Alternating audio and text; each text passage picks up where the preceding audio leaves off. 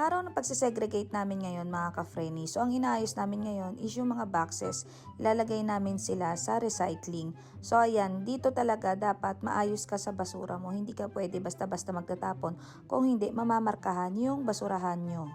Disiplinado lahat ng mga taong nakatira dito. Lahat dito ay halos sumusunod sa kung anong rules ng bansang ito. Mahirap magpasaway sa bansang ito kasi kapag ka nagkamali ka, naku, ang laki talaga ng fine mo. Kaya wala kang choice kundi sumunod na lang sa kung anong rules ng ganitong bansa.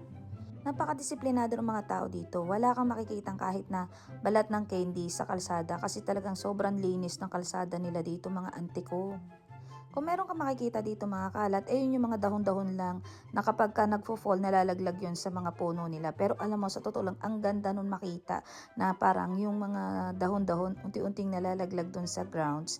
Tapos ang sarap ninyang i-film kapag ka mahilig ka sa video-video. And after nga naming mag-segregate ng aming basura, ayan naman ang inasikaso namin, yung table naman ni Tetet. Pinigay nga lang din to ng friend ni paring Johnny. So since plano rin naman talaga namin na bilhan si Tetet ng study table, meron naman nag-offer sa amin na meron daw siyang table. So ayan, tinanggap na lang din namin. At least diba, nakatipid pa kami. Maayos na maayos talaga yung table na yan. Kaya lang namin yan pinalitan ng bagong color. Kasi nga, alam mo naman uso ngayon, di ba, yung mga aesthetic. Syempre, alam mo na kapag ka may anak kang bagets, talagang susundin mo yung gusto niya.